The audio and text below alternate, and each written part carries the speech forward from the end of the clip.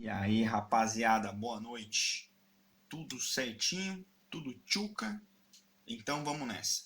Hoje vamos avançar um pouquinho mais com uma outra revisãozinha, preparando a gente para nossa avaliation.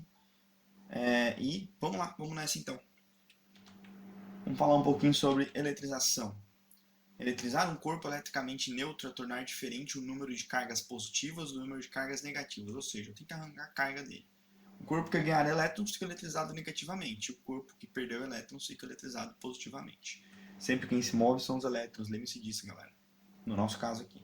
As cargas positivas dos prótons estão no núcleo e não participam do processo de eletrização. Então vamos lá. O corpo que cedeu elétrons fica eletrizado positivamente. O corpo que recebeu elétrons fica eletrizado negativamente. Lembra da série triboelétrica? Tá aí, ó. Tem as substâncias.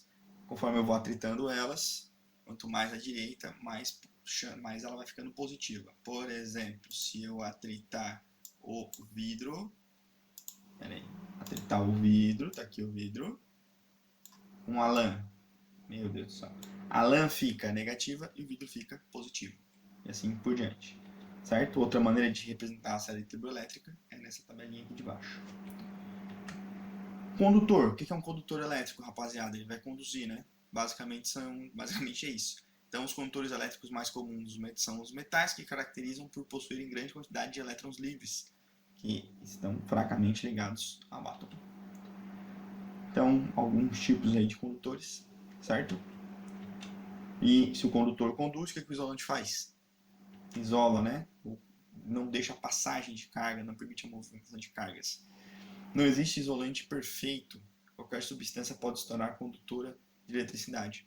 Então, você pode ter, por exemplo, a sandália, dependendo da diferença de potencial que você aplica, ela pode virar um condutor. Certo? Alguns exemplos de isolantes ali. Processo de eletrização. Por que quando passamos perto da TV os pelos do braço ficam em pé? Por causa da eletrização. Olha só que legal. Existem três maneiras de se eletrizar um corpo: por atrito, contato e indução. Bora lá então. Para realizar a eletrização por atrito, devemos observar se os corpos são substâncias diferentes e estão inicialmente neutros. Após eletrizados, os corpos terão cargas de sinais opostos. Para saber qual é o positivo e qual é o negativo, basta consultar a série triboelétrica. Sem mistério, né? Pega lá os corpos, se for diferente, rola eletrização, se tiver neutro, rola eletrização. Esfrega-se vigorosamente um pedaço de lã num tubo de vidro, isso é comum, todo mundo faz isso, tomando cuidado de fazê-lo sempre na mesma região, certo? Em seguida, separamos os dois e notamos que há entre eles uma forma de atração. Isso se deve ao fato de a lã ter retirado elétrons do tubo de vidro, tornando-o eletrizado positivamente, quando ela eletrizou-se negativamente. Ou seja, literalmente a lã arrancou elétrons do tubo. Contato. Simples, só encostar alguma coisa. Olha lá, ó. A eficiência da eletrização depende da natureza dos corpos. Se um dos corpos for isolante, a eletrização será local. Nos corpos metálicos, ela é distribuída uniformemente por todo o corpo. Isso é um detalhe interessante. Os corpos adquirem carga de mesmo sinal ou ficam neutros. A quantidade total de carga se conserva antes e depois da eletrização. Lembrem-se, na natureza nada se cria, nada se perde, tudo se transforma. Se os corpos forem de mesmo tamanho, as cargas serão redistribuídas uniformemente. Se forem de tamanhos diferentes, serão divididas proporcionalmente ao tamanho de cada um. Então tá ali, ó. A gente geralmente trabalha com corpos de mesma dimensão, tá? No metal neutro, o número de elétrons é igual ao número de prótons, porém existem elétrons livres que podem se movimentar pelo metal. Quando aproximamos um bastão eletrizado, os elétrons livres se deslocam, nesse caso, atraídos pelo bastão positivo. Lembra que sempre quem se move são os elétrons. Perdendo os elétrons para o bastão, o metal, inicialmente neutro, fica com excesso de cargas positivas. Observa-se que após o contato, o bastão continua eletrizado positivamente e a esfera também adquire carga positiva, havendo repulsão posteriormente. Então ele encosta, passa e depois repele.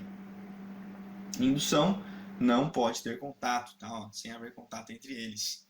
Então um condutor que está eletrizado é chamado de indutor ou influenciante. O condutor que se eletrizou é chamado de induzido ou influenciado. Então o condutor que se eletrizou é o induzido, certo? Eu vou induzir, então eu sou um indutor. E se eu for eletrizado, eu fui um induzido ou influenciado. O induzido se eletriza com carga de sinal contrário ao indutor. Então, fechou. Tá lá, ó. Nesse caso não há contato entre os corpos eletrizados, basta aproximar um corpo carregado, um indutor do corpo neutro a ser carregado, o induzido. Quando aproximamos um bastão eletrizado, os elétrons livres se deslocam, nesse caso atraídos pelo bastão positivo. A região oposta fica com falta de elétrons e, portanto, com excesso de cargas positivas, provocando a separação das cargas. Aí a gente tem que fazer uso do fio terra. Esse momento eu imagino vocês dando aquela risadinha, porque vocês são bem engraçadinhos. Ligando então induzido por um fio à Terra, surge um fluxo de elétrons da Terra para o induzido, para neutralizar as cargas positivas.